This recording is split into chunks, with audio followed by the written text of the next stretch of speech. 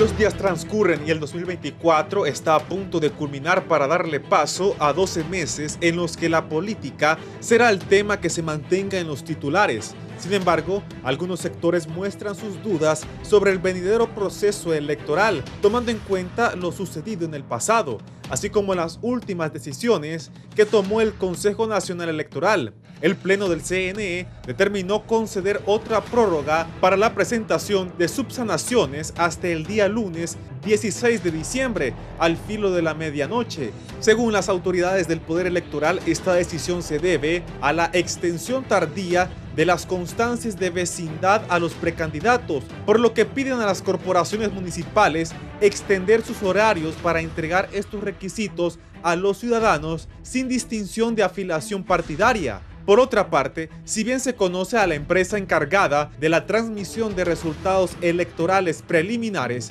hasta ahora comenzará el proceso de licitación para la compañía responsable del sistema biométrico. Además, las autoridades garantizan que están respetando el cronograma electoral. Sin embargo, analistas no comparten esa postura y señalan que el proceso podría haberse trastocado sus fechas establecidas. Igualmente, expertos mencionan que el CNE no debería estar posponiendo las fechas porque se supone los movimientos internos tuvieron el tiempo suficiente para cumplir con los requisitos establecidos. Asimismo, consideran que los precandidatos desde un principio conocían los requerimientos para buscar un cargo de elección popular y lamentan que el órgano electoral posiblemente esté siguiendo órdenes externas, lo que provocaría sospechas de cara a la madre de las batallas, como han bautizado a las elecciones de 2025. Esta situación se presenta en momentos en que en los partidos políticos se avecinan las primeras fricciones. En el caso de Libre, la decisión del precandidato a alcalde Rodolfo Pastor de María de renunciar al M28 y buscar el puesto de edil por otra corriente genera una reacción de parte de la precandidata presidencial Rixi Moncada, quien no apoya el canibalismo entre corrientes. Esa práctica no contribuye a moralizar la política ni la sociedad, sino que la degrada. Lamento la decisión de último minuto del candidato que propuse para la alcaldía de San Pedro Sula, señala Moncada. En el Partido Liberal, varios integrantes del movimiento de Jorge Calix decidieron unirse a Vamos Honduras de Salvador Nasralla, además de las encuestas que los distintos precandidatos presidenciales publican, aseverando que son los favoritos. Por su parte, en el partido de la estrella solitaria, la situación también comienza a caldearse. El precandidato presidencial Mario Facusé indicó que del Comité Central del Partido Nacional es posible que se haya extraviado algunas cajas con firmas, ya que él asegura presentó 45,000 y solo le reportaron 20,600. Analistas mencionan que estos apenas no son ni una prueba de lo que se avecina en el horizonte.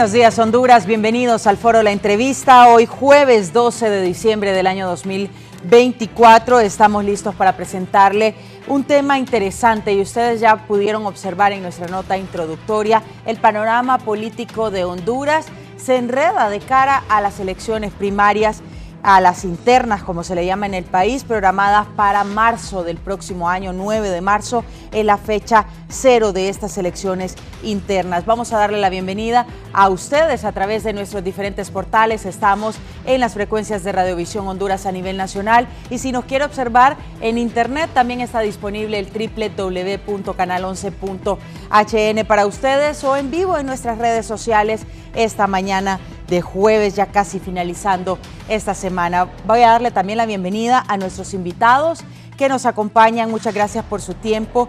Al diputado Marlon Lara por el departamento de Cortés dentro del Partido Liberal de Honduras. Buenos días. Muy buenos días, licenciada Andrea. Un saludo a todo el pueblo hondureño que nos mira y escucha a través de este gustado programa. Un saludo a mi colega diputado, no de profesión, Ramón Barrios, para poder ilustrar al pueblo hondureño este proceso de inscripción de movimientos de los partidos, que es parte del proceso y que por algunas circunstancias los comisionados del CNE ayer alargaron el periodo hasta el día lunes, porque, como lo decía la noticia, hay algunos impedimentos de tipo burocrático, hay que decirlo, ¿verdad?, que creo que no favorecen a la apertura democrática que todos queremos, y eso va a haber que revisarlo más adelante cuando se vaya a hacer reformas a la ley electoral. Así que muchas gracias. Y vamos a ir ampliando, sin duda vamos a comenzar con ese tema, porque la gente necesita conocer pues cuáles son las condiciones dentro de las subsanaciones en los partidos políticos, y tenemos representantes de pues los que tienen mayoría. Nos acompaña también abogado Ramón Barrios. Buenos días, muchas gracias por acompañarnos. Muy buenos días, licenciada Andrea Hernández, también a mi compañero del Congreso Nacional, el parlamentario Marlon Lara. Fíjese que es propicio ir platicando de lo que representan las elecciones internas y primarias. Internas porque los partidos que nos sometemos a este primer proceso electoral elegimos nuestras autoridades de partido. Eso es muy importante. O sea, que no es lo mismo internas que primarias. Y las primarias porque igualmente elegimos a nuestros candidatos a elecciones generales. Entonces aquí hay que tener una particularidad.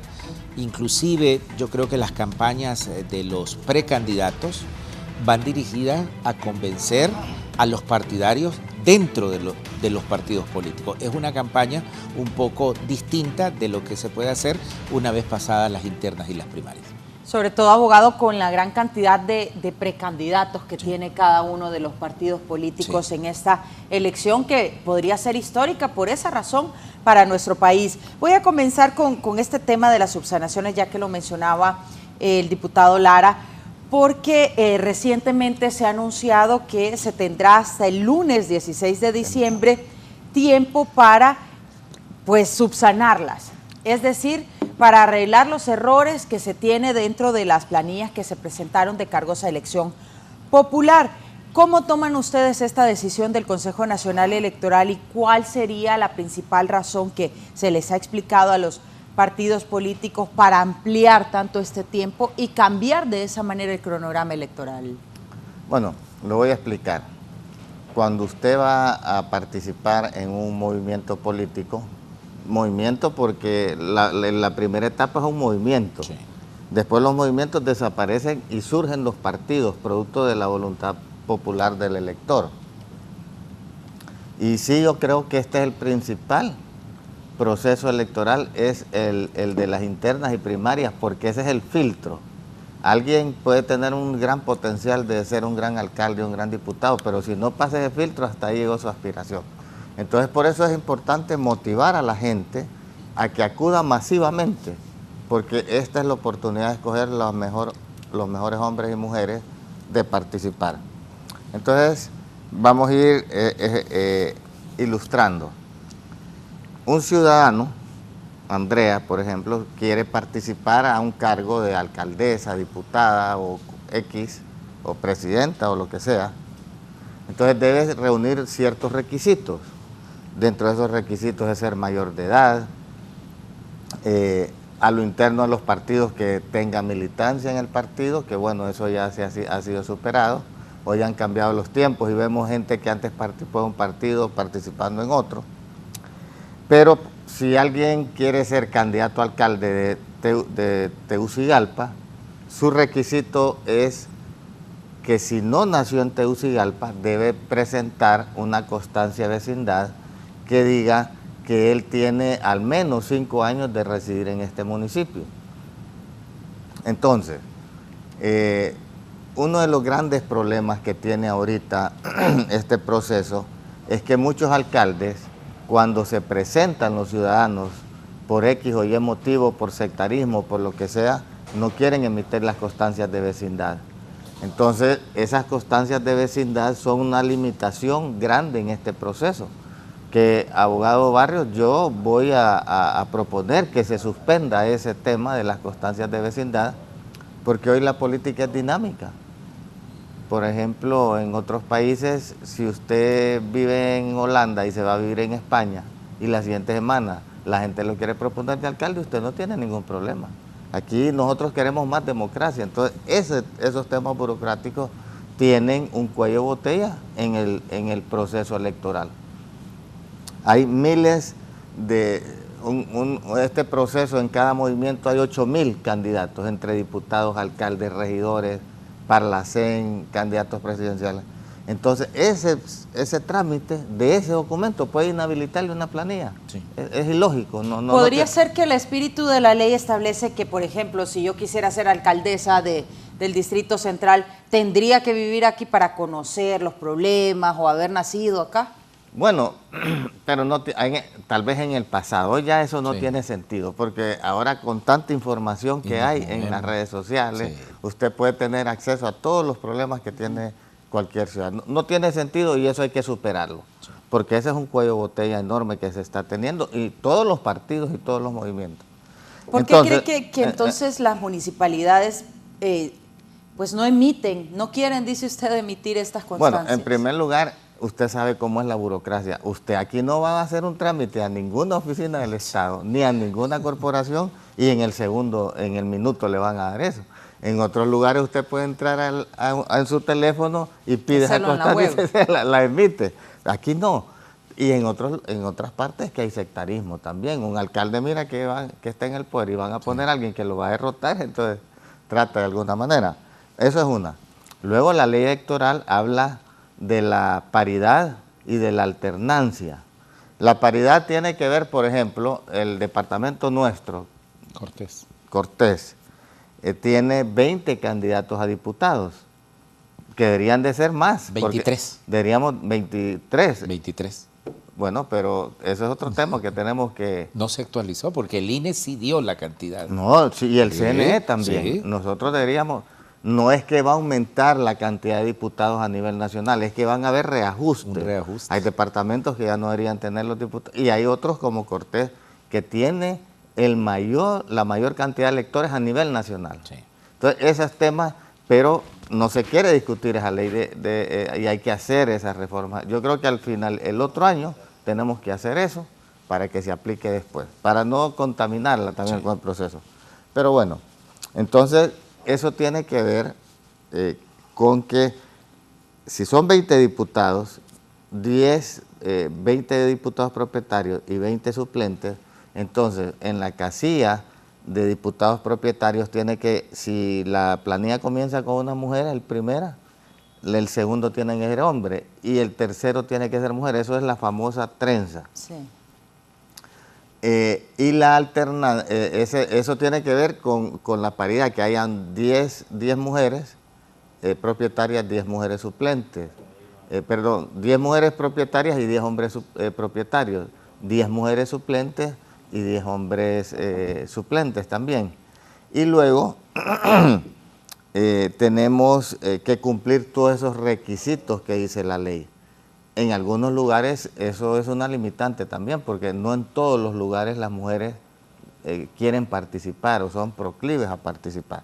Entonces cuesta. Y como en Honduras nos gustan los procesos electorales, digamos el Partido Liberal tiene 4 movimientos. Libre tiene, creo que 6, ¿no? 6. 6 movimientos.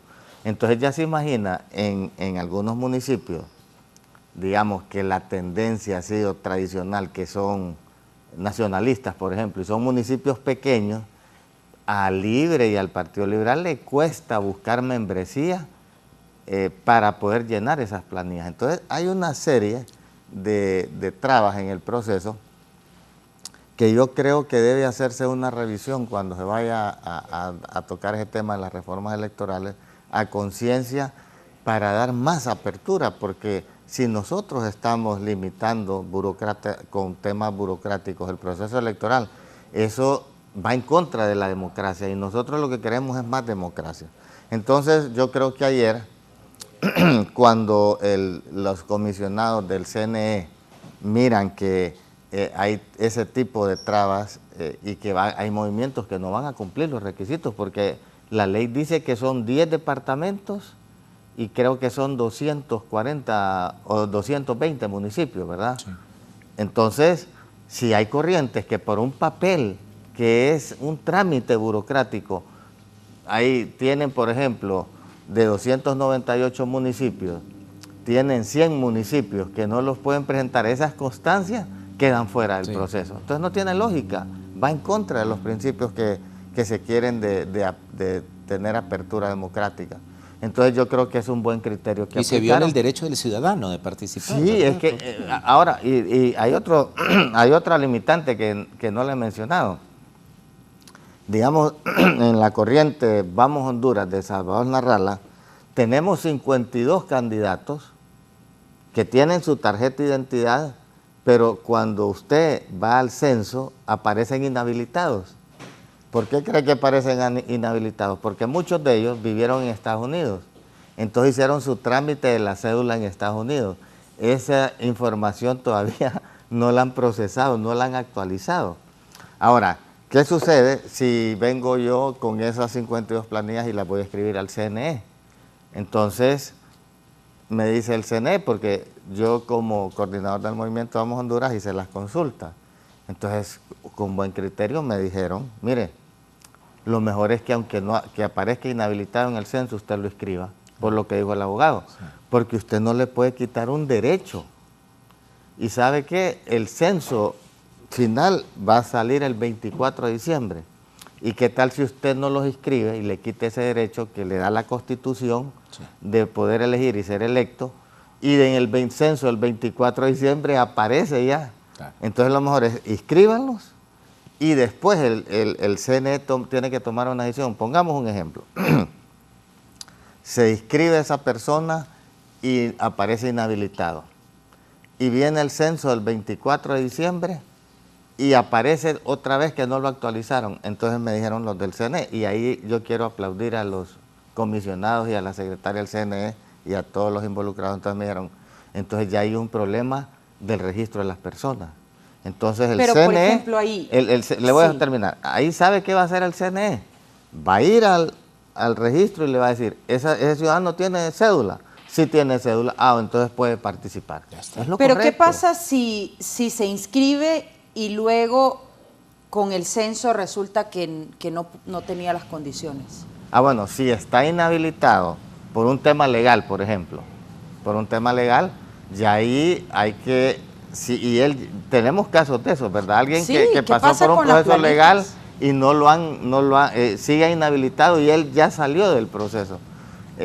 Tuvo un accidente o lo que sea.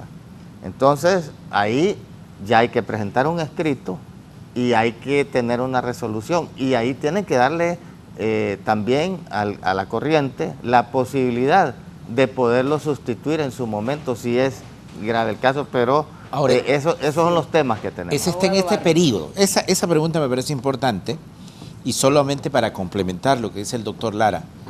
Este periodo, o sea, cuando el doctor Marlon Lara presentó la lista de candidatos de Vamos Honduras, le compete al Consejo Nacional Electoral pasar el escáner y todas esas cosas son obligación del Consejo Nacional Electoral.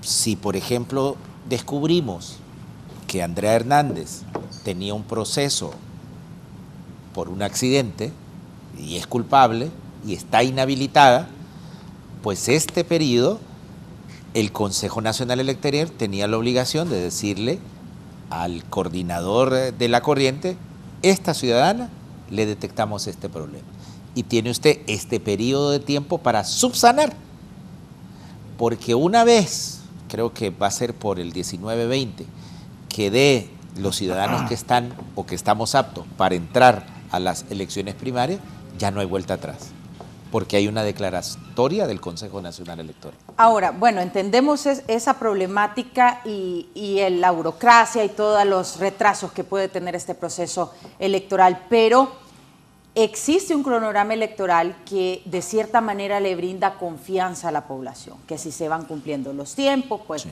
nosotros como hondureños nos sentimos tranquilos, entendemos que existen espacios que se deben marcar para realizar cada una de las acciones que nos llevan a ese 9 de marzo, día en que se generan las elecciones. Sí. Aquí yo quisiera pues preguntarles si esto podría generarle cierta desconfianza a la población o cierta suspicacia del desarrollo del proceso. No, al revés. No. Esto que los comisionados han tomado esa decisión, que lo faculta la ley, están en todo su atribución legal, más bien le da más confianza, porque, vaya, digamos que ayer los comisionados hubieran dicho: miren, se cerró a las 12. No hubieran participado varias corrientes de varios partidos. El Partido Nacional tiene varias corrientes también. Eso más bien hubiera generado un malestar en la población, porque eso hubiera limitado la participación de muchos ciudadanos a cargos de elección popular, que también van a hacer que las elecciones sean concurridas, porque usted en un proceso electoral no quiere que haya abstención, sino que haya participación. Entre menos gente se quede en la casa sin ir a votar, más democracia hay y hay más participación, y que la gente elija a quien quiera. Entonces, yo creo que los comisionados actuaron muy bien. Nosotros, como corriente, teníamos muy pocas cosas que subsanar y se estaban presentando los escritos en tiempo y forma antes de la hora, pero sí sabemos que habían otros movimientos y hay otras corrientes y hay otros partidos que tenían los mismos problemas. Entonces no es justo, no es correcto que por temas burocráticos se tenga que quitar o vedarle el derecho que tiene un ciudadano de participar, o como dice la Constitución, de elegir y ser electo. Entonces, en respuesta a su pregunta, Andrea, sí tomaron la decisión correcta y hay que aplaudir esa decisión, porque aquí lo que todos queremos es amplia participación y más democracia. Ahora, ¿retrasaría esto el cronograma y el desarrollo normal de la elección? No, sigue siendo el 9 de marzo, el día de elección. Pero yo creo que los políticos tenemos que ser responsables y mandarle a los ciudadanos certidumbre sobre este proceso electoral. Hasta el día de hoy, yo creo que los partidos políticos nos sentimos satisfechos como el Consejo Nacional Electoral ha llevado la situación, en términos generales. Okay. Es decir, hay pequeños detalles, pero digamos, la ciudadanía tiene que escuchar de los políticos este tipo de noticias. El Consejo Nacional Electoral hasta ahora está haciendo un buen trabajo. Y estos mensajes de los políticos le genera certidumbre a la ciudadanía y debe motivarlos para que el 9 de marzo, hay que entender que el 9 de marzo van a ir los ciudadanos a elecciones primarias, es decir, los que pertenecen como militantes, como simpatizantes, como primeros votantes, a un partido político específico. Por supuesto que va a haber abstención, porque pues la mayoría de los ciudadanos a veces no participan en un partido político o dicen: como yo no pertenezco a ningún partido político, voy a esperar las elecciones generales para participar. Pero me parece que el mensaje, y vamos a estar de acuerdo los tres en mandar un mensaje de que hasta el día de hoy, el Consejo Nacional Electoral está tomando buenas decisiones y están actuando como un cuerpo colegiado. Bien, en este foro, la entrevista de esta mañana, hay paridad y nos acompaña la doctora Johanna Bermúdez. Bienvenida, doctora. Gracias por acompañarnos. Y alternancia también. Bueno, licenciada Andrea, buenos días, compañeros, el abogado Barrios y desde luego el doctor Marlon y el pueblo hondureño y a la entrevista por siempre darnos este espacio de participación. Realmente me siento muy contenta porque de alguna manera los políticos estamos tratando de darle un poco de certidumbre al pueblo hondureño. Participar en las elecciones también es una chispa de esperanza, porque cuando en un país hay elecciones, uno espera que el gobierno llegue a administrar los fondos en forma transparente para resolver los problemas de la gente. Sí le voy a decir que también tengo los sentimientos encontrados, porque en los últimos días, por ejemplo, ahí nos enfrascamos cuántas horas enfocados en resolver, sin duda alguna, problema única y exclusivamente problema de los políticos. Y también eso preocupa porque necesitamos arrancar. Hoy en esta Navidad, mientras nosotros estamos aquí, hay mucha gente triste porque no va a conseguir trabajo por el tema del empleo por hora, nuestros jóvenes están migrando, tanta falta de oportunidades. Sin embargo, el hecho de que como políticos le mandemos el mensaje de fortalecimiento de la institucionalidad del Consejo Nacional Electoral también nos da la posibilidad de que el próximo año va a ser un año donde por lo menos garanticemos esa seguridad jurídica y tal vez logremos incentivar un poco la inversión para que haya trabajo, porque también tenemos que resolver lo que más le preocupa a nuestra gente, la comida en la mesa, los medicamentos para nuestros pacientes. Es un tema que preocupa y eso parte porque garanticemos que la gente esté incentivada, esté motivada, esté con ganas de ir a participar y eso pasa porque los partidos políticos, además de mandar mensajes de unidad, de reconciliación, de propuestas reales que conecte con la gente, también que tengamos una institución fuerte que nos garantice que a pesar de las posibilidades de los dardos que le puedan poner desde afuera, la fortaleza institucional va a prevalecer. Entonces, sí, estamos con mucha esperanza. Ojalá que en este proceso el partido de gobierno, que por desgracia, ante tantos incumplimientos que ha tenido, no ha sido capaz de resolver los problemas de la gente, y una forma de utilizar un escudo es atacando, desmeritando, desprestigiando, difamando y aumentando la violencia hacia los que participamos en política. Pero tenemos la esperanza que en estos 100 días que van a ser de campaña, menos son como 60 días de campaña, y ya estamos casi en la etapa pre-campaña, entendamos que la razón principal de participar en política es la gente, los ciudadanos, los hermanos hondureños. Y cada vez que la gente va, se levanta de madrugada, participa en las mesas electorales, participa en el proceso de campaña, en nuestros equipos de campaña y va a depositar su voto el día de las elecciones, va a poner su futuro ahí. Entonces no es posible que los políticos hayamos estado 3 años enfrascados únicamente en una idea política, dividiendo el país, generando odio, generando incertidumbre, ahuyentando la inversión, alejando el empleo, aumentando la migración, entregando el país al narcotráfico, y no hayamos sido capaces de entender que ese voto generó confianza para que pusiéramos primero al centro a nuestra gente y resolviéramos los problemas. Yo insisto, cada vez que hay elecciones es una oportunidad, una esperanza.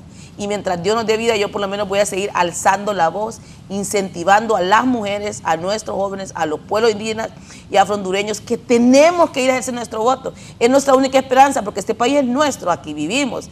Este país es nuestro y la única forma de cambiar los que no nos cumplen es con el voto.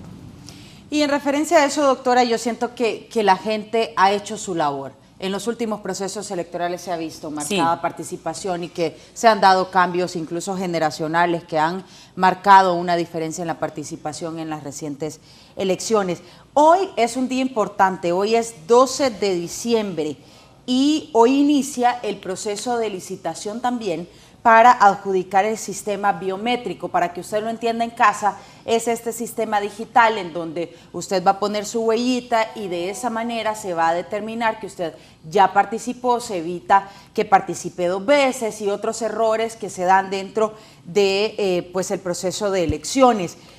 ¿Hay ya desde su conocimiento algunas empresas que estarían dispuestas a participar en esta licitación? ¿Y qué opinan también del tiempo, poco tiempo, que se da para la misma, abogado Barros? Mire, afortunadamente ha habido por parte de los consejeros del Consejo Nacional Electoral y hubo, digamos, una disposición en ellos de introducir el sistema biométrico y la transmisión rápida de los resultados. Esto le va a dar más certidumbre a las elecciones. Ha sido una constante y yo vuelvo a hacer hincapié en esto. Vamos a elecciones internas y primarias. O sea, son dos cuestiones distintas. Internas para elegir las autoridades de los partidos políticos, es decir, la democracia interna a nivel de los partidos políticos, y primaria para elegir a los candidatos a cargo de elección general. Y una de las críticas que se han hecho en los procesos internos y primarios de los partidos que vamos a ese tipo de elecciones es la famosa que se inflan los votos, que hay candidatos, y esto hay que reconocerlo, en todos los partidos políticos han existido compañeros y compañeras que se creen más vivos que otros y se han inflado. Esto es una constante y que no se burla, digamos, la voluntad del ciudadano que de buena fe invierte 30, una hora en hacer una fila y depositar su voto. Y hay compañeros que burlan esa voluntad, esa buena fe de un ciudadano, porque él se cree vivo y cree que es viveza, pues burlar el sistema y ponerse más votos. ¿Admite entonces que ha habido este tipo de hechos? Sí, en por supuesto que sí. Y en todo por eso no voy a decir un partido político.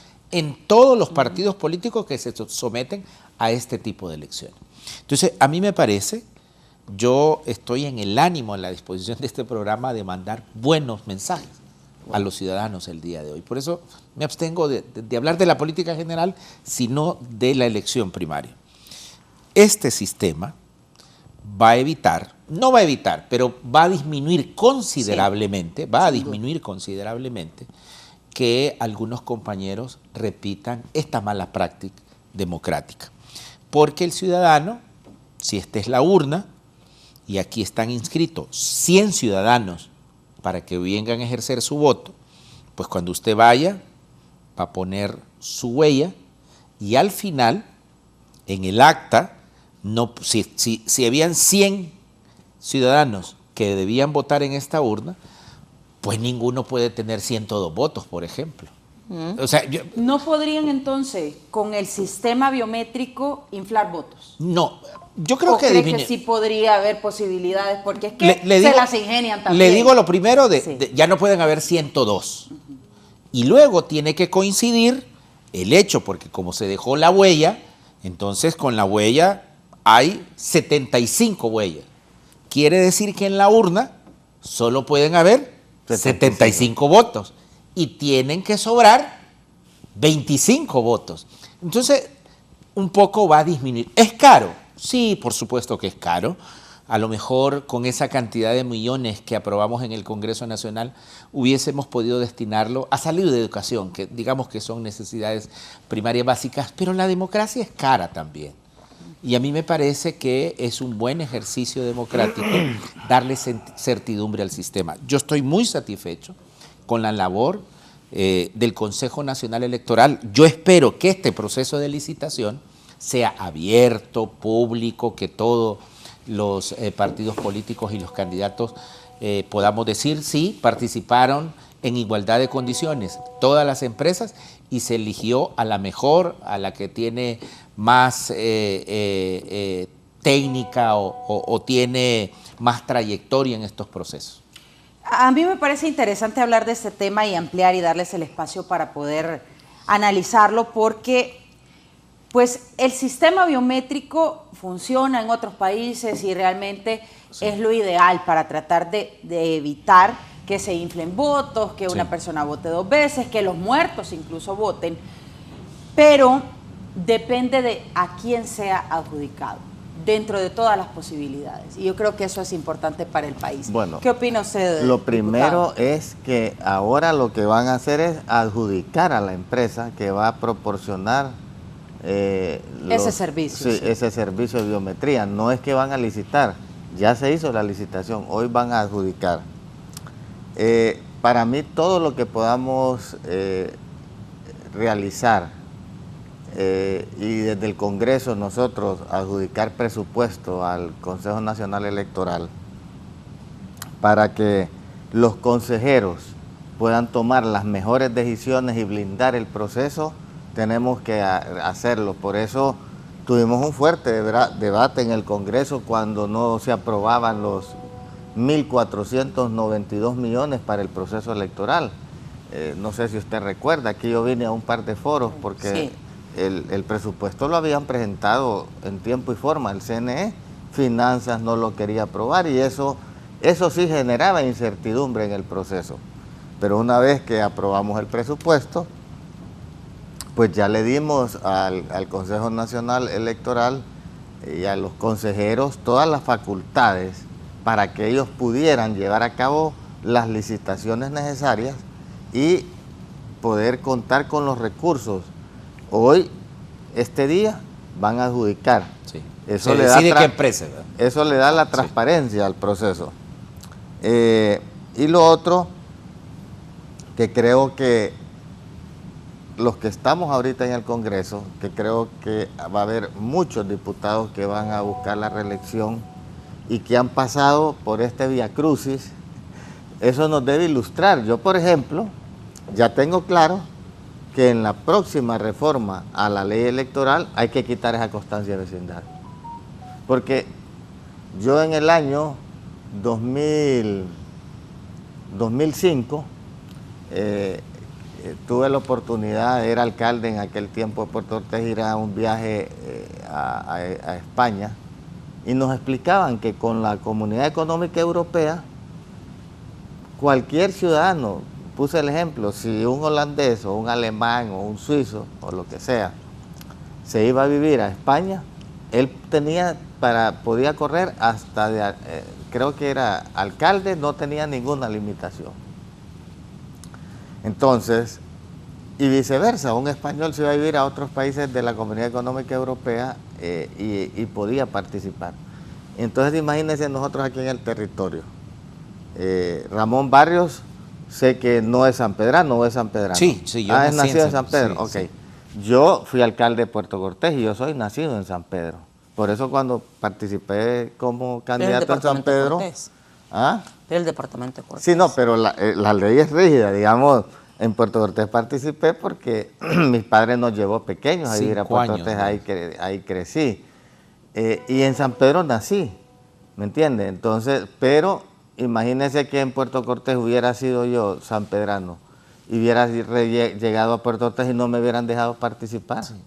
Entonces, esas cosas, yo creo que todos vamos a tener esa conciencia de esa traba, esa constancia, eliminarla. Pero sabe que, y aprovecho, doctor, y además yo admiro mucho al doctor porque además tiene la experiencia de ser alcalde. Así como nosotros decimos que la familia es el pilar fundamental, digamos, del desarrollo de una sociedad, yo creo que el del desarrollo político de un Estado, el municipio es la primera entidad. Por ahí empieza. Por ahí empieza. Entonces, yo sí creo, y qué interesante que nos vamos poniendo de acuerdo, que además ya dijimos que tenemos que quitar esa constancia, que debe ser el primer año. No solamente eso, sino todas las reformas políticas debemos de hacerle el primer año para evitar suspicacias. Yo diría al final de esta legislatura. Sí, bueno, el otro año podemos dedicarnos a eso, ¿verdad? Pero ¿sabes? Sí, yo estoy de acuerdo de que le pidamos a los ciudadanos una constancia de pagar impuestos. De que si yo voy a ser candidato por tal municipio, por ejemplo, de que mínimamente pague mis impuestos. Sí, pero para que usted le dé la constancia de vecindad, tiene que estar al día. O bueno, un acuerdo. pero de eso, como de la mano. Pero yo creo que de eso se trata. Y él que es alcalde sabe El municipio vive de eso. Fíjese que más allá de eso, usted tiene razón, abogado Barrio, pero fíjese que más allá de eso, nosotros los conflictos que hemos encontrado es que lo siguiente, sobre todo en los municipios pequeños, si el candidato es un candidato fuerte, el actual alcalde, Sí. o el secretario de la alcaldia no le quiere extender Eso lo la dijo el doctor constancia de Marlon. vecindad. Sí, sí. O sea, Es ese como problema que tenemos podrían nosotros. considerarlo un tipo de bloqueo político Sí, sin lugar a dudas. O sea, no. para su O participación. sea, a mí me ha sorprendido que me digan, no, es que no considero la constancia porque el alcalde no me la quiere firmar, Sí. tiene miedo que yo le diga. Sí. Digo, es un derecho de un ciudadano. Pues, Sí, sí. pero- Pero es uno de los problemas que tuvimos nosotros. Sí. También ustedes dentro del Sí, Partido nosotros tuvimos Nacional. candidatos de diferentes movimientos políticos que tuvieron problemas con los alcaldes, sea de nuestro partido o no de nuestro partido. El alcalde no ha querido facilitar la constancia. Pero doctor, estábamos alabando aquí con el doctor Sí. Lara antes de que Sí. usted venía precisamente la prórroga que dio el No, Consejo. claro, totalmente de acuerdo. Tomando ¿Usted está de como acuerdo también? consideración Totalmente de acuerdo, ¿verdad? Y cuanto más movimientos participen, además que eso genera más confianza al país, también le genera más confianza a los partidos políticos, ¿verdad? Porque hoy también dice que hay mucho liderazgo en los partidos, todo quiere reactivar. Entonces, por lo menos nosotros estamos totalmente de acuerdo que tratemos de dar el mayor tiempo posible para que se inscriban el mayor número posible de corrientes internas, para que después entendamos que si ya por último, bueno, usted no logró, pues ni modo, no logró, pero que el no haber logrado no sea una razón para dividir más los partidos políticos. Necesitamos que los partidos se mantengan bien fortalecidos. Para mí me parece una buena opción. En Honduras suceden muchos escenarios y hay mucha polémica cuando se dan este tipo de ampliaciones en los tiempos, en los plazos. Hay gente que ya comienza a decir que se podría tener intereses de grupos externos y que por esta razón pues se está ampliando estos tiempos y que al final pues no se cumpliría con el cronograma. ¿Qué opina usted, doctora? Pues mire, en principio yo por lo menos confío de los 3 magistrados, confío plenamente en 2 de ellos, ¿verdad? Pero igual creo que la institucionalidad se está fortaleciendo y han logrado ponerse de acuerdo los 3 magistrados y eso es bueno. La verdad, eso es sumamente importante. ¿No confía en uno de ellos? Pues confío 100% en 2 y póngale que confío un poco menos en el otro. Pero al final creo que la sumatoria de la confianza ha ido aumentando y obviamente eso ha permitido que se fortalezca la institucionalidad. Eso es sumamente importante. Y luego en segundo momento, mire, yo estoy segura que esas mujeres tenían eso planificado. Es decir, que ellas tenían previsto la probabilidad y la posibilidad de una extensión de tiempo. Es decir, yo siento, me parece a mí que esa ampliación de tiempo ya está implícita, creo yo, en el plan de actividades de los magistrados. No creo que va a repercutir eso. Quiero hacer una aclaración, Bueno, perdón, que antes que se me olvide para no... Me dice Germán Lobo, que fue ex consejero del Consejo Nacional Electoral, que hoy lo que van a hacer es, Sí. van a presentar las ofertas. Sí. Hoy Exacto. presentan las ofertas y después van a Y la luego se adjudicación. analiza cada una Abrir de los ellas. sellos. Sí. Pero es que yo dije que hoy se adjudicaba y solo No, para son las aclarar. ofertas. Sí. Y también me estaba diciendo Cosette que también lo que están viendo no es una veeduría, no es que van a licitar o van a contratar los veedores, no. Más bien está invitando a todo el que quiera, ¿verdad? A la universidad, sociedad. a la iglesia, a la sociedad civil que llegue para que haga veeduría social y garantice o más bien aumente la confianza, la Claro. transparencia del proceso. Claro. ¿Creen que entonces con esta licitación y con este proceso de adjudicación de ese sistema de transmisión de resultados, esta elección podría ser diferente y podría arrojar resultados diferentes y, digámoslo así, un poco más reales, democráticamente? Por lo hablando? menos sí. creo que se van a guardar las bombas de helio, ¿verdad? Creo que... Sí. ¿Cómo? Por lo menos se va a guardar las bombas de helio. O sea, creemos que aquí... Los que Ok, se inflan. Sí. El helio, el helio. El helio. Mire, eso es lo que dijo también el abogado Barrios, esa práctica de inflar las actas, inflarlas, es una práctica vieja, ¿verdad? Una práctica vieja. Y la verdad es que conocemos nosotros algunos coordinadores, algunos liderazgos nuestros, que estuvieron inclusive metidos en un proceso judicial por ese tipo de delitos. Nosotros, por lo menos yo tengo la esperanza que haya un poco más de respeto de la decisión de la base, de la gente que va a votar y que eviten esas prácticas, porque nadie se quiere ver envuelto en problema legal. Y es el sistema de transmisión de datos también, al menos siento que va a garantizar o va a aumentar más bien la confianza de los resultados que van a ser transmitidos, porque la transmisión preliminar tiene que coincidir al final con el acta final que también se tiene que cotejar. Así que a mí me parece que si lo aplicamos bien, y va a aumentar la confianza en los resultados. Ahora, tenemos todavía municipios y aldeas que no están electrificadas, ¿verdad? Que no sé si ahí van a utilizar paneles solares, menos que van a haber algún mecanismo para garantizar de que tengamos conectividad en ese momento. Pero es lo menos, es lo menos. Sí, son yo, menos. una respuesta puntual. Si las elecciones fueran hoy, la labor que han realizado los comisionados, Consejero. perdón, los consejeros, está, digamos, o los políticos o los candidatos que estamos participando, nos damos por satisfechos. Si las elecciones fueran hoy, mañana o pasado pueden pasar otras cosas. Pero si hoy, yo creo que debo felicitar a los consejeros, a la presidenta, que ha logrado, digamos, de alguna manera, hubo un inicio así un poco atropellado, pero con el transcurrir del tiempo, la experiencia de la consejera Ana Paola es sumamente importante.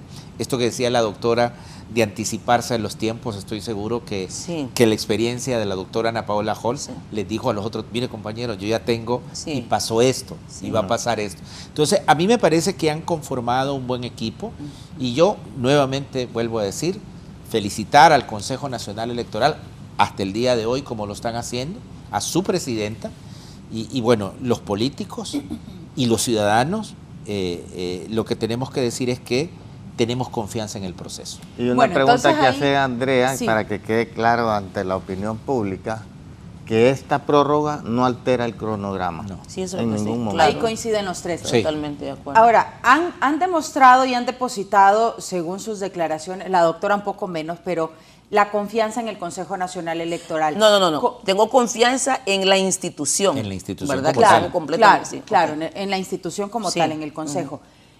¿Estarían de acuerdo con la decisión que tome el Consejo este día sobre la adjudicación de ese sistema de transmisión de resultados? Comienzo con Mire, en principio es importante que como políticos, y yo también eso sí, yo de los diputados del Partido Libre, creo que con los pocos con los que puede hablar y conciliar es con Barrios. Yo cuando me dijeron que era usted, por eso vine, la verdad. Nosotros tenemos la esperanza, abogado Barrios, que el proceso no vaya a ser distorsionado, generando más desinformación. Necesitamos que la población hondureña tenga confianza en este proceso. Eso es uno. Me parece que la renovación de los 3 consejeros, es decir, hay 2, o sea, realmente hay una renovación de un 33% y la credibilidad y la confianza que ellas han construido es sumamente importante para que entendamos que la independencia de la institución también aumenta el grado de confianza. Ellos, el equipo está garantizando que va a haber veeduría en todo el proceso, tanto en todo el tema de adjudicación, todo el proceso. Ellos quieren garantizar que todo el que quiera puede estar ahí, puede escuchar, pueda ver, pueda grabar, hacerlo a la luz del día, para eso obviamente generar más confianza. Y lo más importante es que la veeduría social, ¿verdad? Es decir, afortunadamente es una institución realmente independiente que puede tener ellos o invitar en forma selectiva a sus veedores, pero también puede ser una convocatoria abierta para que todo aquel que quiera, obviamente, para algunos parámetros de que genere respeto, confianza, credibilidad, puedan formar parte del equipo de veedores. Entonces me parece a mí que la verdad que esa renovación que ha tenido de los consejeros ha aumentado la credibilidad de la institución, ¿verdad? ¿Qué tan importante es la empresa que se elija, que se adjudique? Ya estamos a quitar los anteojos. Bueno, miren, cuando este nuevo equipo llegó al Consejo Nacional Electoral, ya estaban listos los pliegos, es decir, los requerimientos para la empresa que se requeriría para la transmisión temprana de datos. Eso ya estaba ya. Entonces no tuvieron oportunidad ellos ni de quitar ni de agregar. Se lanzó la licitación, ganó la empresa que actualmente está.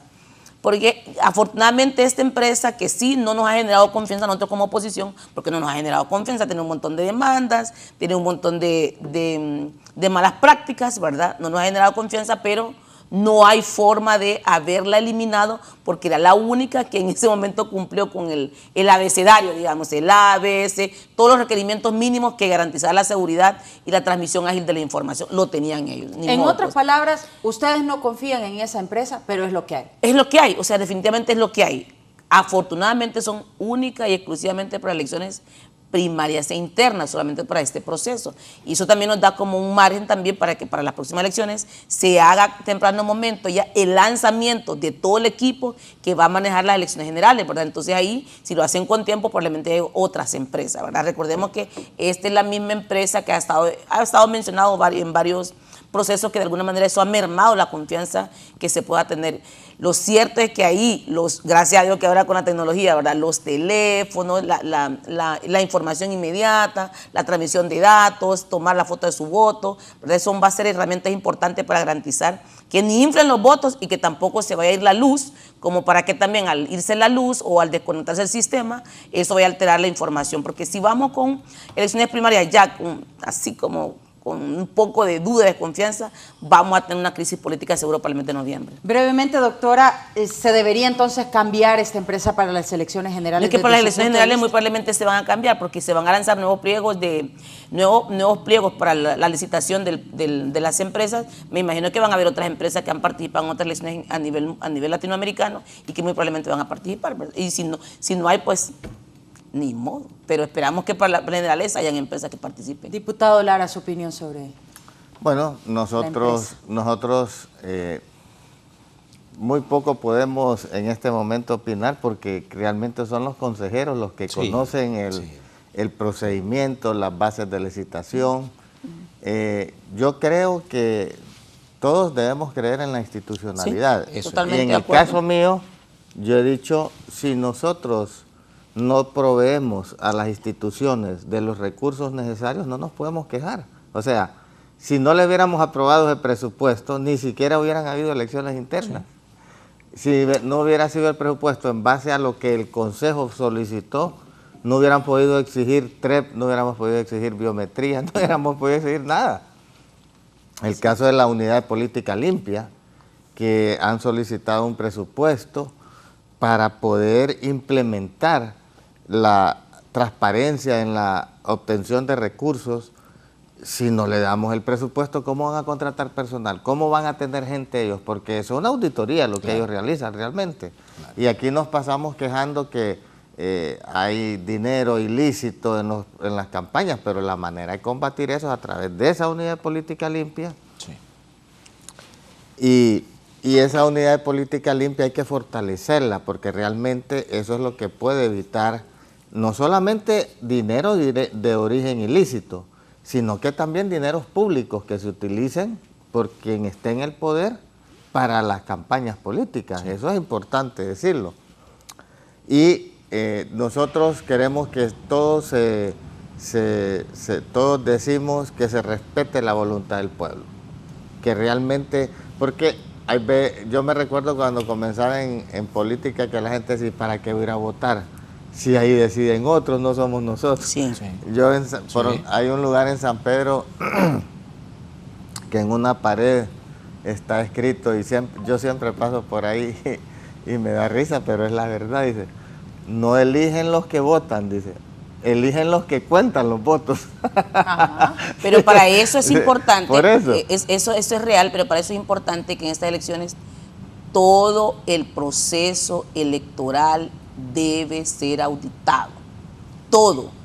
Desde el momento que el Registro Nacional de las Personas manda el listado de quienes están habilitados para votar, hasta el momento en que la última mesa del último centro de votación, del último rincón del país, haya mandado las actas originales al centro de recepción de la información del Consejo Nacional Electoral.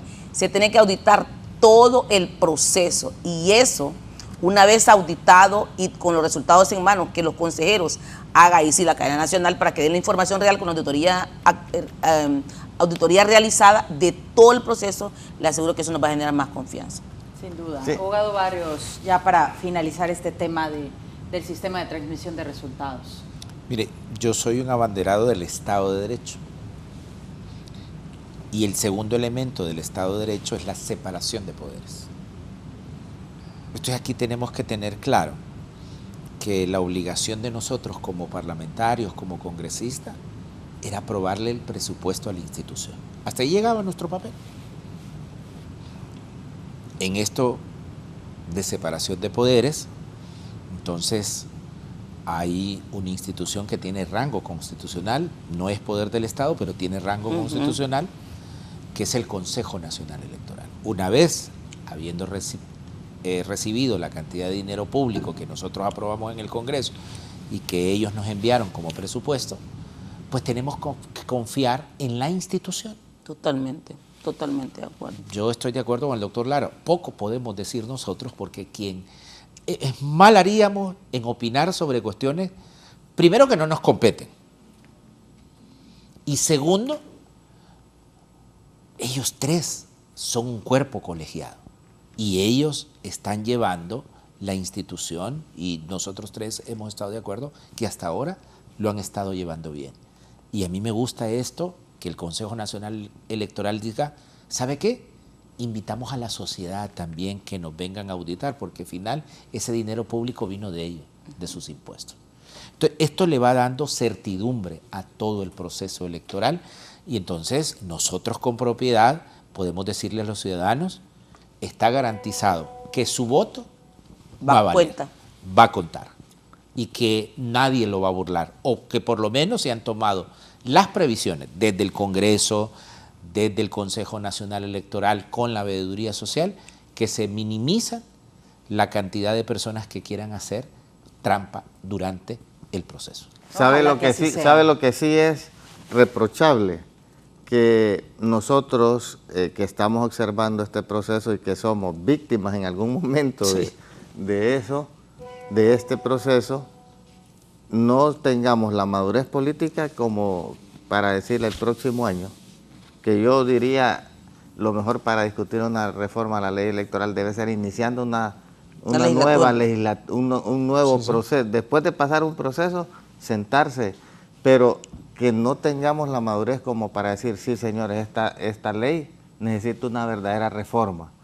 Y porque el que está en el poder nunca quiere que se haga esa reforma. Pero obviamente, pues no sería tan conveniente si lo que se proponen muchos políticos es inflar los votos y alcanzar de esa manera el poder. No, es que por el contrario, esa reforma debe ir en el sentido de blindar el proceso de eso y que la gente sí sienta confianza en que su voto cuenta. ¿Cree que los políticos de otras instituciones y que pues muchos de ellos han realizado esas prácticas, y no vamos a decir nombres, pero que ustedes han identificado históricamente en los diferentes procesos electorales, estarían de acuerdo en que se den ese tipo de planteamientos en el mismo Congreso? Afortunadamente varios de los que hacían eso están fuera del Congreso. Ya están. Es que por mucho que hicieron trampas. Mire, a mí me mandaron unas estadísticas, diputados que inflaron las urnas en las internas. La realidad en las generales, cabal, yo iba a decir en las generales no salen. Yo iba a decir lo mismo. Entonces, por mucha trampa que hagan en las internas, ellos lo que se hacen es alargar su tiempo de vida, como quien dice, compran tiempo, porque en las generales la gente los conoce y los condena. Mire, para hablar de la casa de uno, para no meterme en otro, voy a hablar de mi partido político. Nosotros tuvimos un candidato después le voy a contar que en la interna fue el número 1. El más votado. El más votado. En las internas. ¿Y en las generales? Y él iba de primero, o sea, el más votado, impresionante. Pero en las generales fue... El último. El último. ¿Quién es? Casi en internas. No, yo... Pasó también, sí, pasó en varios partidos. No porque no es pública la información, pero lo puse como ejemplo... Hay de lo que decía. Conocido. Sí. Pasó en todos los partidos, porque también en nuestro partido pasó. Y en todos pasa. En todos, eso es normal. Entonces, afortunadamente, el ciudadano va aprendiendo también. Claro. Y entonces, pero él fue el último, pero hay casos que no llegan. Que no entran. Sí. En el Partido Nacional también pasó eso. En todos los partidos políticos. Miren, en todos los partidos políticos. Por ejemplo, en mi caso, en la segunda elección en las internas, yo era en la casilla número 2. Si usted está pidiendo el voto en línea, es literalmente imposible que se mueva tanto. Sí. Entonces habían municipios, por ejemplo,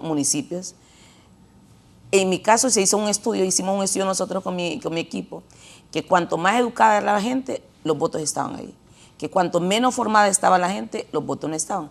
Había, por ejemplo, un municipio que yo estaba en la posición 2, ¿verdad? Entonces, ya en el conteo final estaba en la posición 30, pero, por ejemplo, o sea, es decir, que no saliendo los 23 del movimiento, sino que me pusieron más allá. Sin embargo, habían, por ejemplo, compañeros que tenían más de la cantidad de votos que se esperaba de esa urna. Sí. Y en cambio en mi caso tenía 0 en esa urna, ¿me entiendes? Entonces hay mucha gente que está acostumbrada a eso. Yo siempre le digo, yo no me voy a cansar de agradecer al pueblo hondureño. Y por esa confianza, ese cariño, ese respaldo y el trabajo que día a día hacemos con la gente. Y sobre todo que la gente creo que tiene muy claro cuál es nuestro rol como diputado, ¿verdad? Pero ese trabajo cercano, de apoyo a la gente, de estar pendiente de lo que la gente, escuchar a la gente, la verdad que es lo que nos tiene todavía aquí. Yo según espero ese análisis, entonces, ¿influye la educación de la gente en las decisiones políticas? Sí, claro, sí. Totalmente. Es decir, es que fíjese que... La gente entonces más educada votaba por usted según ese análisis. No, es que por ejemplo aquí en el departamento de Francisco Morazán notamos que hicimos un estudio que, por ejemplo, la gente más formada, pero es que eso fue, hablemos de las internas, los municipios más formados, más cerca de la capital, esos respetaron el voto en plancha. Pero los votos donde, digamos, no tenemos acceso nosotros a quienes iban a estar en las mesas, es decir, donde hay otro tipo de incentivos que llegan ahí, ¿me entiendes? Entonces, sí, nosotros, mesas completas de que tenían 300 votos y había candidatos con 600 votos, por ejemplo, ¿verdad? De hecho, por ejemplo, en el conteo de nosotros, voto por voto, creo que fui la única que no fui a hacer lado porque dije, bueno, si me quitaron bien. No creo que me hayan inflado, es muy probable que me hayan sumado, me hayan restado. No creo que me hayan sumado, es muy probable que me hayan quitado. Entonces, ya. Y las internas y las generales demostramos lo que está diciendo el abogado Barrio. Y eso es un mensaje que nosotros estamos también haciendo dentro del partido. Miren, los datos estadísticos dicen que cuando usted infla votos, a la gente no le gusta eso. En las generales la gente lo castiga. Sí. Pero sí hay que reconocer algo que decía la doctora. Estas internas es entre partidos. Es entre partidos. Sí. Entre partidos. O sea, un liberal va a ir a votar a la urna liberal, ¿verdad? Ok. Igual el Partido Nacional y Libre. Ahora, sí hay que alabar la sabiduría del pueblo hondureño en las generales. ¿Sabe por qué? Porque a Libre le dijeron, aquí está el Poder Ejecutivo, pero le voy a poner la tranca en el Congreso. Sí. Eso ha sido vital. Muy democrático. Muy democrático y hay que aprender a respetar esa voluntad popular. Y que a ningún partido político le dio la mayoría de diputados. Claro. Que era obligatorio hacer los consensos. Pero eso es sabiduría, sí. O sea, que la gente sabe votar en este país. Sí, la gente ha sido más consciente recientemente. Yo que soy del Partido Libertad y Refundación, y quizás somos la bancada mayoritaria, es decir, no quiere decir que alcancemos los 65 votos. Mayoritaria sin alcanzar. Mayoritario sin alcanzar, la mayoría digamos, simple. La mayoría sí. Pero yo siempre, durante los 3 años que llevamos, he alabado ese equilibrio que tenemos en el Congreso. Sí. Claro. Y también he dicho que ha sido inédito, porque es la primera vez que pasa eso. Y eso ha generado, digamos, un acomodamiento, que nos vayamos acostumbrando a esta dinámica. Y por eso, digamos, tenemos que ir entendiendo, yo creo que esto va a volver a pasar. Creo que se va a volver a repetir. Sí. Entonces, en función de eso... Solo que ya no va a ser libre de bancada mayoritaria. Ir escogiendo, pero lo que sea, doctora, pero lo que sea, ir escogiendo líderes en el Congreso, de la Junta Directiva, que tengan esta capacidad de diálogo, de consenso, de diálogo. De diálogo. Primero, totalmente de acuerdo. Mire que nosotros podemos no converger en los posicionamientos, sí. Pero usted no nos ve pelear a nosotros. Sí. Y así nos comportamos. Sí. En el Congreso. La doctora. Sí, yo creo Solo la doctora que ahí al final pues la gente va a tomar una decisión. Es normal. No, pero ¿sabe a quién le ha servido? Aunque parezca mentira, más esa sabiduría de la gente. Al que más le ha servido es al Libre.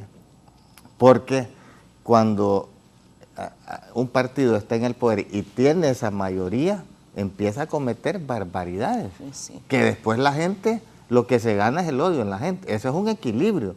Porque todos los poderes tienen que tener un equilibrio. Y así está diseñada nuestra Constitución, para que haya los poderes puedan trabajar en conjunto, pero sin ser subordinados uno al otro. Eso da el equilibrio en una democracia. Lo voy a interrumpir porque tengo que hacer una pausa. Solo una anécdota pequeñita.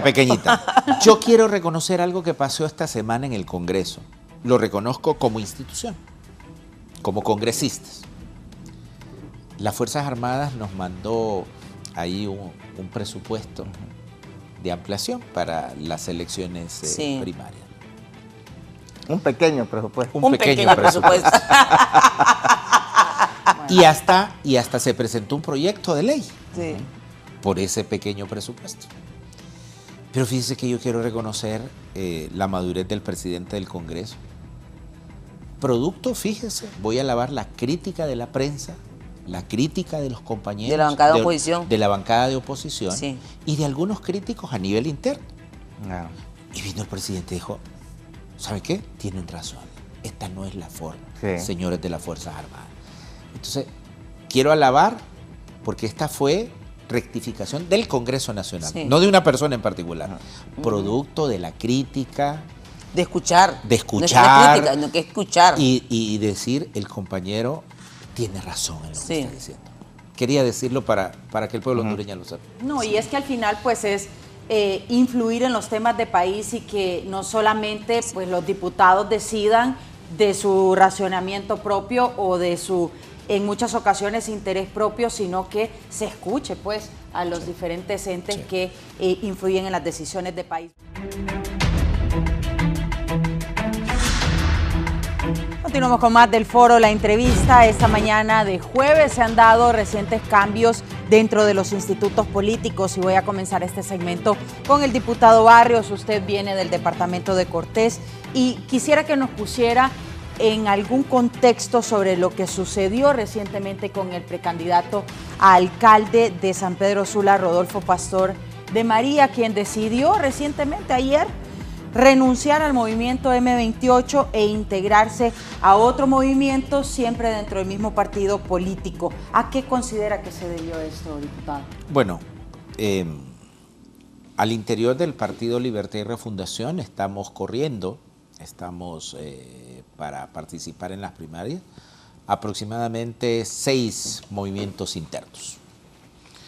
Obviamente, yo pertenezco al movimiento M28, 28 de junio, es el movimiento mayoritario dentro del partido, es el movimiento más fuerte, el que aporta mayor cantidad de diputados al Congreso Nacional. El oficialista, digamos. Digamos, es la corriente más fuerte, es la corriente más fuerte, sin lugar a dudas. Y bueno, el exministro Pastor de María, venía de ser ministro, es mandado para que sea candidato de esta corriente política, del movimiento 28 de junio, llega a San Pedro Sula y creo, que no se escuche como una crítica negativa, pero para los que hemos andado en esto, en hacer política interna, estar ahí con los ciudadanos día a día, cercano, es totalmente distinto a ser ministro. A ser ministro. De México. De verdad. Y de nosotros tenemos, y digamos con el doctor Lara, tenemos esa dualidad de que estamos en Tegucigalpa 4 o 5 días a la semana y conocemos este mundo de Tegucigalpa, pero somos sanpedranos. Mire, si ya hacer política interna es distinto a hacer política interna en San Pedro Sula, donde el ciudadano es totalmente independiente. Antisistema. Es antisistema. Aquí cualquier partido político que esté en el poder, el Partido Nacional en el pasado, hoy Libre, tiene una base de entrada, los candidatos de entre 150.000 y 200.000 trabajadores que trabajan para el Estado. De entrada. El doctor Lara y yo no tenemos nada de eso. Nada de eso. No quieren los políticos. No tenemos nada. Allá no hay administración pública. Entonces el ciudadano y además el sanpedrano, todos los sanpedranos somos comerciantes. Todos tenemos un pequeño negocio. sea, normalmente no necesitamos vivir del Estado. De verdad, lo digo. Sí, así es. O sea, no vivimos, en San Pedro Sula no se vive del Estado. Por eso él dice que somos, o que el sanpedrano es antisistema. La costa norte. O la costa, el Valle de Sula. Sí, o sea, el Valle de Sula podría vivir sin Honduras. Aporta el 65% del Producto Interno Bruto. De cada 100 lempiras que de producción de riqueza, 65 salen del Valle de Sula. Honduras necesita el Valle de Sula. El Valle de Sula no necesita Honduras para vivir. Entonces, para nosotros es mucho más difícil hacer política con ciudadanos que, mira, a mí el Estado no me da de comer, yo no los necesito a ustedes, ¿para qué sirven ustedes? O sea, es bien difícil. Entonces, él llega a hacer esa política interna, no había tenido esa experiencia y bueno, se topa con un movimiento en donde él debe entender que los diputados tenemos cierta prevalencia porque pasamos en contacto directo. Y entonces, yo me acuerdo, voy a contar una anécdota. Andábamos en la Rivera Hernández, o sea, para los que somos sanpedranos, la Rivera Hernández es un sector muy popular. Y entonces yo una vez le dije, mire doctor, vamos a ir a platicar con ciudadanos de la Rivera, pero llevemos comida, llevemos ciertas cosas. No. Yo creo en los conversatorios, decirles que es Honduras. Mire, doctor, eso no es así. Ahí el ciudadano a usted no lo va a evaluar si fue ministro, si presentó, y en mi caso, si presentó proyectos de ley en el Congreso, si participo activamente en las comisiones. Para él yo soy bueno o mal diputado en la medida en que me proyecte con su comunidad. Y que me proyecte en su comunidad es que si le arreglé la escuela, si al cipote le conseguí una beca, si a la señora madre soltera le conseguí y le llevé una canasta de alimentos. ¿Sí? Eso no es malo, porque el ciudadano al que ve es al diputado, no ve al ministro.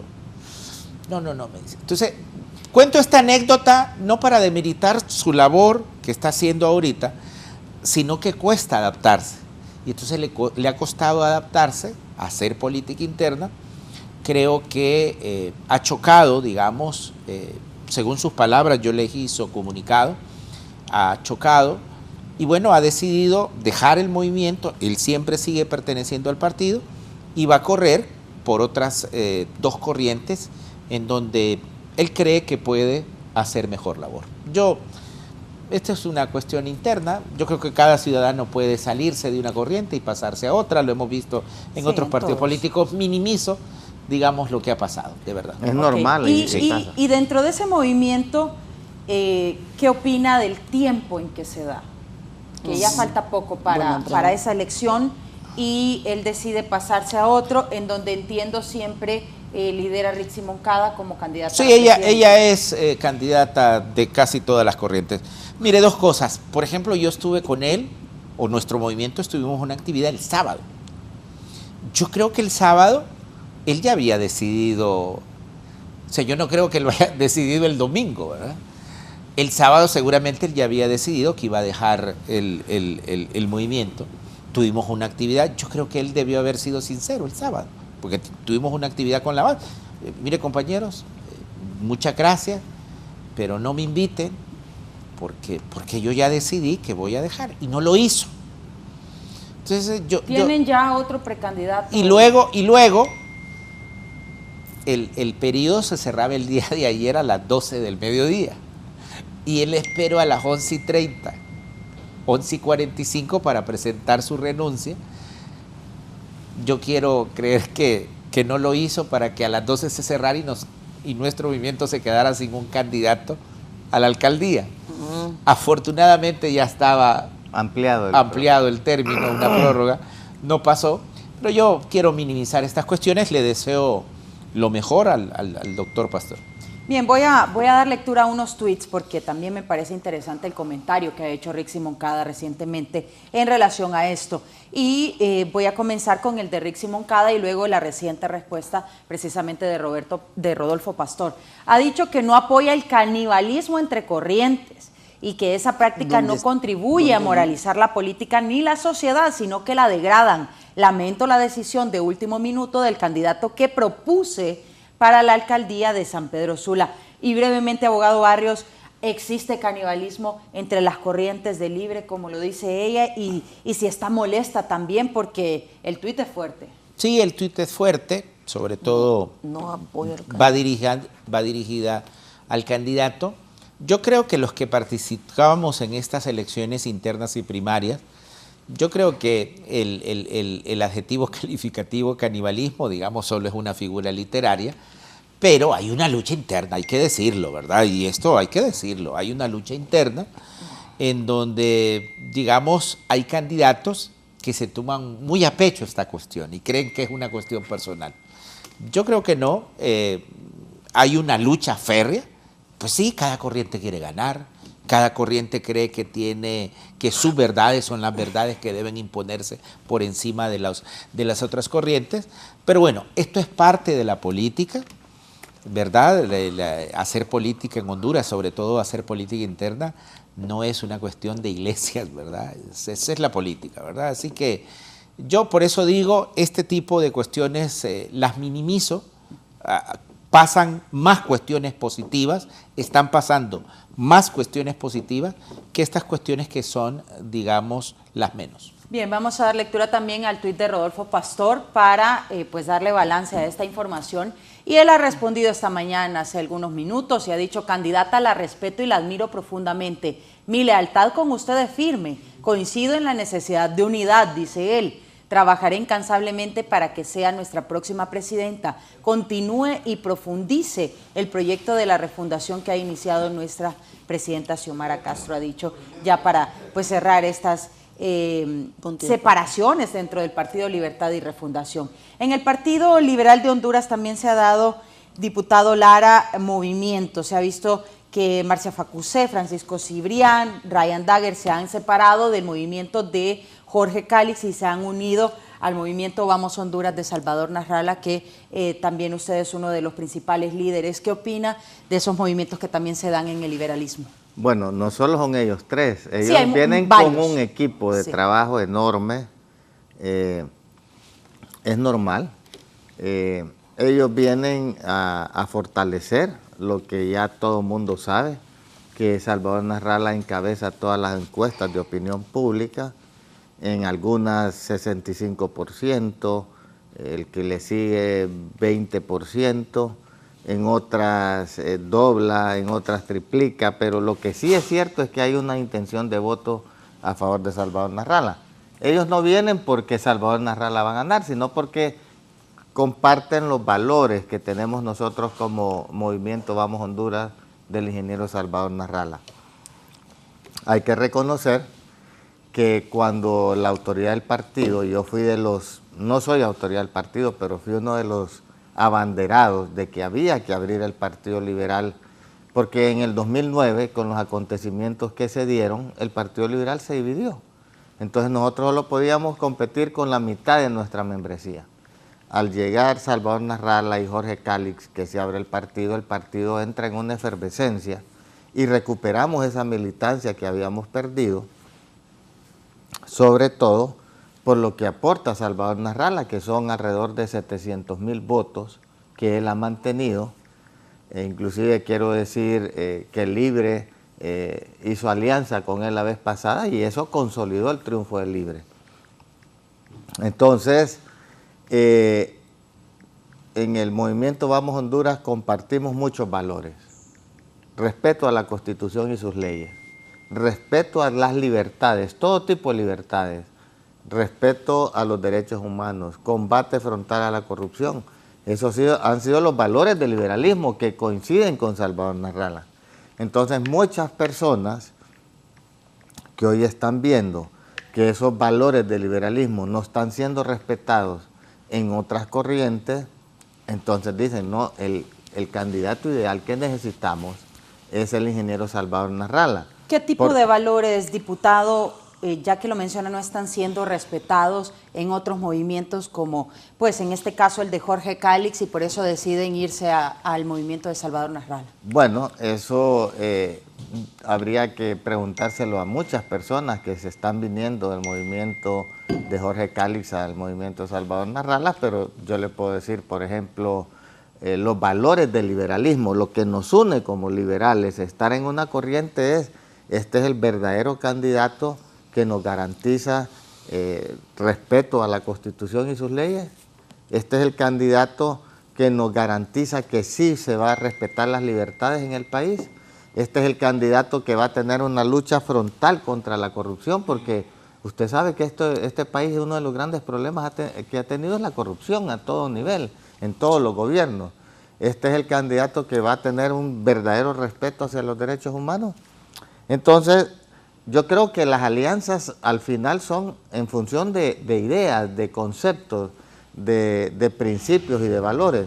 Entonces, el Partido Liberal a lo largo de su historia y por qué ha sido el partido más grande del país, es porque era capaz de aglutinar a diferentes ideologías. Usted en el Partido Liberal antes tenía, por ejemplo, el movimiento de los Reinas, que era más inclinado hacia la izquierda. El M-Líder. El M-Líder, pero también tenía la Lipo, que era más pegado a la derecha. Entonces el partido era capaz de agarrar todas esas ideologías y juntarlas, que convergieran con los principios. Eso era la grandeza del partido.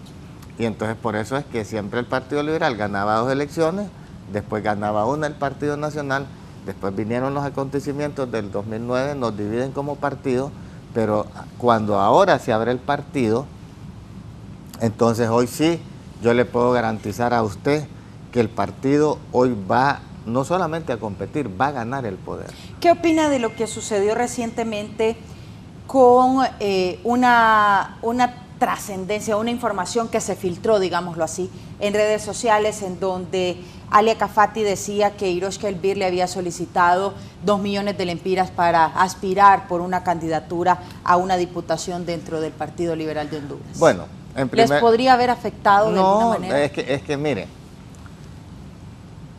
el diputado Barrios, Johanna Bermúdez, saben que en una campaña, cuando ya se entra a la recta final, no es que uno lo diga, antes no había ley. Vaya, la ley ahora dice, un diputado puede gastar hasta 4.700.000, en el caso del departamento de Cortés, de acuerdo a la magnitud, ¿me entiende? Entonces, lo que ahí se estaba discutiendo es cuánto se puede gastar en una campaña. Si yo converso con ustedes y le digo, usted sabe que la Unidad Política Limpia nos pone un techo de 4.780.000 lempiras para que nosotros, y agarran este audio y lo quieren malinterpretar, entonces van a andar en redes diciendo que yo digo que le estoy pidiendo al diputado Barrios o a Johanna 4 millones. Entonces, las redes sociales son perversas y malinterpretan un audio si no se escucha. Entonces, hay gente que dice, miren, yo soy popular, yo no necesito invertir. Le voy a poner un caso. Chela Tuclés.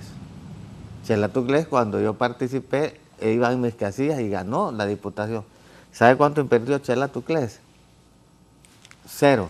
Le donaron, y fue lo que él contaba, que un amigo le donó 6.000 calendarios, y fue el más votado, fue no el más votado, fue uno de los más votados. ¿Hay diputados entonces, coinciden ustedes, que invierten esta cantidad, 4.780.000 lempiras, que es el techo que, entiendo, vaya, para el caso del departamento de Cortés, se establece, lo gastan?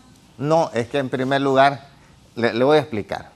En primer lugar, ese es el techo que le ponen para que hasta ahí usted puede recaudar. Claro, pero hay aspirantes que invierten esas cantidades. No, es que jamás no va a poder lograr recaudar esa cantidad. Vaya, es como un candidato presidencial. ¿Sabe cuánto le pone el techo? 500 millones. ¿Qué candidato va a recaudar 500 millones? Es imposible. ¿Cuánto más o menos se gasta para una diputación, en su experiencia? Depende, mire, depende de varias cosas. Digamos, si un candidato es buen producto, como dicen en mercadeo, no necesita invertir mucho. Si un candidato es mal producto porque tiene antecedentes, que fue funcionario público, que está metido en casos de corrupción, que se ha portado mal con la gente, que no ha tenido una buena función legislativa, o que no ha tenido proyección, o que hizo promesas y le falló ese candidato puede invertir esa cantidad que le permite la ley, y le puedo asegurar que no va a salir. O sea, que un diputado o un alcalde o un candidato salga electo no depende de la cantidad que va a invertir, depende de su conducta, depende de sus posturas, depende de sus antecedentes, de su historial. Eso es lo que hoy la gente valora, no el dinero. De su liderazgo, Hay muchos candidatos que se han propuesto 1, 2, 3, 4 veces, pero tienen un mal antecedente. Entonces eso lo condena. Y ahora la sociedad está más encima de los candidatos porque, bueno, hemos sido víctimas del narco, del crimen organizado, de la infiltración a todo nivel. Entonces, ahora eso va a jugar un papel muy importante, ¿me entiendes?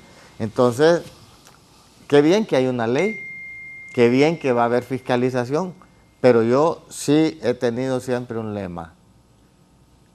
El dinero sirve, pero el dinero no lo hace ganar. Además, el ciudadano lo nota, aquel candidato que se pasa en la inversión y se nota. O sea, el ciudadano lo nota. El ciudadano hondureño es inteligente y se nota que el candidato que no, y además es que imagínense, sacando cuentas, 4.780.000 empiras por candidato es lo que gana a una pero diputación. eso es una cifra impresionante. Y es lo que para gana un país él pobre en su salario honesto durante los 4 años. O sea, es sí, lo que sucede también hay que incongruente. aclarar lo siguiente. Miren, digamos nosotros en la zona norte, que es el departamento donde hay una comisión que se ha estado trabajando, se están programando actividades, por ejemplo, actividades para poder recaudar fondos, cenas, que sean cenas, barbacoas, rifas, hay un montón de mecanismos y eso se hace una bolsa común, se van a aportar por parte de los diputados para tener publicidad, hay un montón de mecanismos que se han utilizado,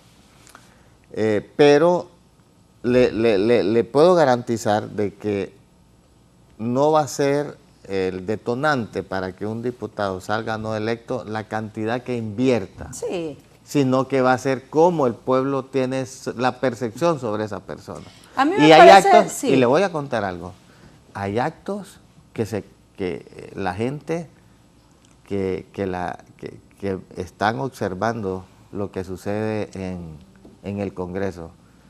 Hay un caso en la costa norte de un amigo que lamentablemente tomó una mala decisión. Él se quiso reelegir,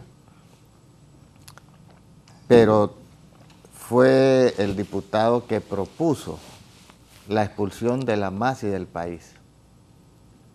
No hubo forma.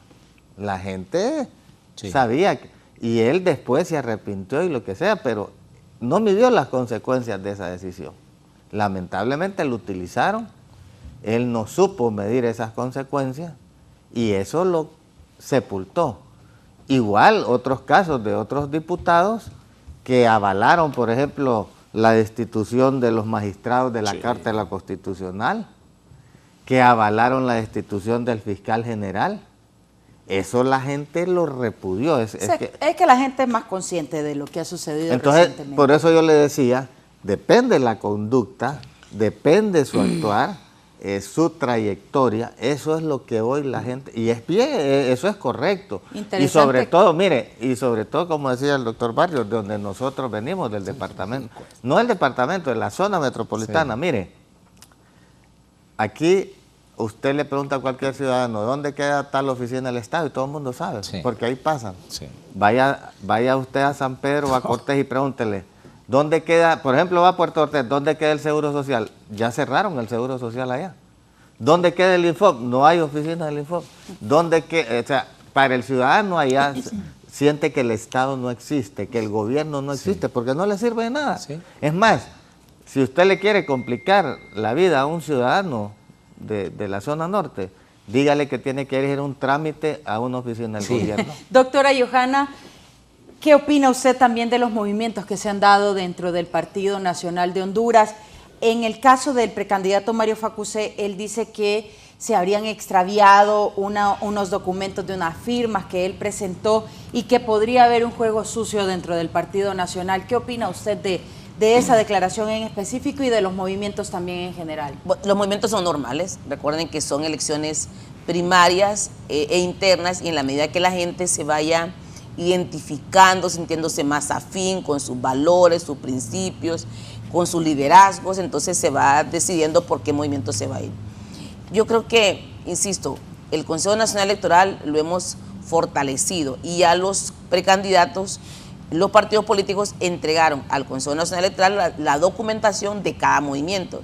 Ya si le falta, le suma, le resta alguna falta, creo que lo correcto es que haga sus escritos respectivos con su documentación respectiva para que, insistimos, no desinformar ni tampoco desmeritar ni desprestigiar el proceso. Lo cierto es que el Partido Nacional somos el partido más grande, el que está mejor organizado, el que está mejor estructurado y tiene hasta hoy 6 movimientos políticos internos que en forma armónica, cada cual con su respectivo candidato y sus propuestas, vamos a ir a elecciones internas, porque tenemos claro que nuestro compromiso es con Honduras, es con la gente, con Honduras, es con la gente, y por eso la gente elige a las y los mejores candidatos que sean coherentes, ¿verdad? Porque creo que más que todos, más que cuánto dinero aporta o no aporta, creo que es la coherencia, la cercanía, la empatía, el escuchar, de estar ahí, y sobre todo entender que un departamento como el de Francisco Morazán, donde es la capital política, digamos,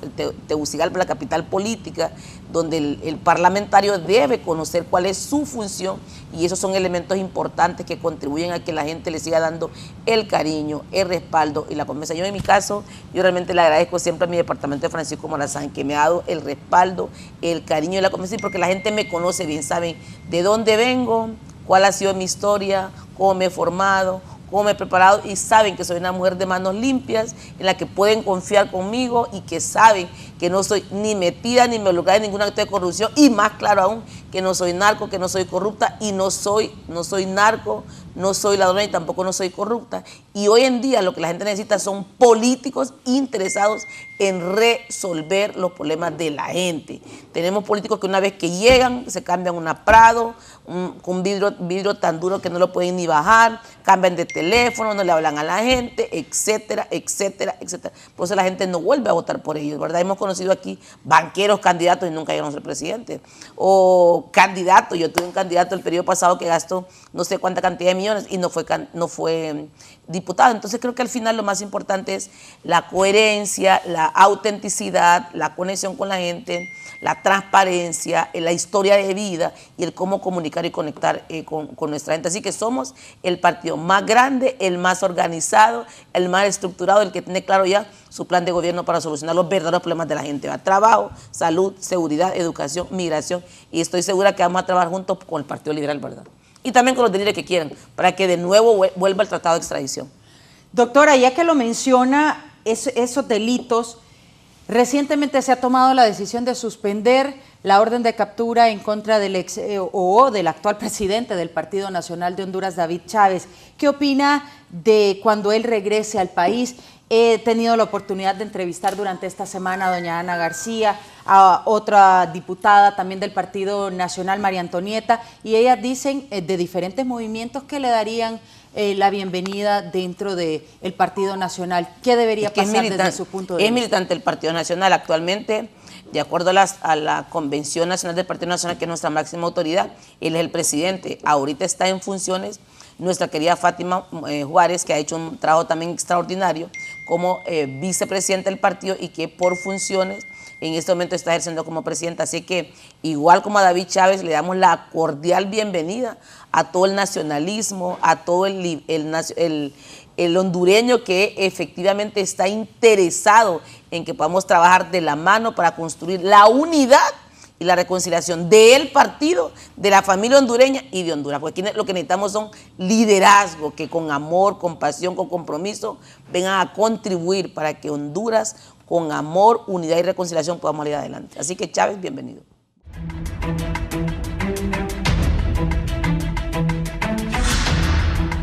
Gracias por continuar con nosotros. Le voy a regalar un minutito a cada uno de nuestros invitados para una breve conclusión del tema. Esperamos realmente que esta elección sea democrática, que se dé en tiempo y que sea una elección limpia y transparente, que es el sueño de Honduras, diputado? La política es la administración de la cosa y del dinero público. Si usted, hay gente que dice, a mí no me gusta la política. No, no, no. Si usted paga impuestos, si usted paga el recibo del ENE, si usted cada vez que pone una recarga está pagando impuestos, pues usted no le confía el dinero de la administración pública, su dinero a cualquiera.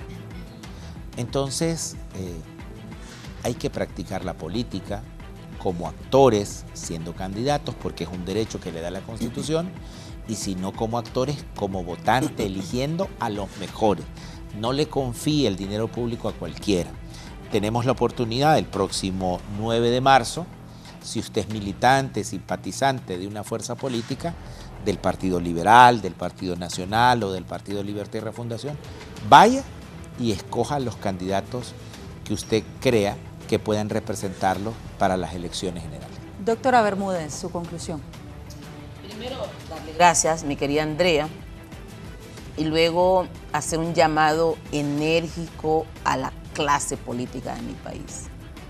Estamos en época navideña, por lo menos desde aquí debemos de empezar a construir un gran pacto social por Honduras, donde nuestras campañas políticas estén enfocados primero en generar la unidad y la reconciliación, que nuestras diferencias no sea una razón para generar división y polarización.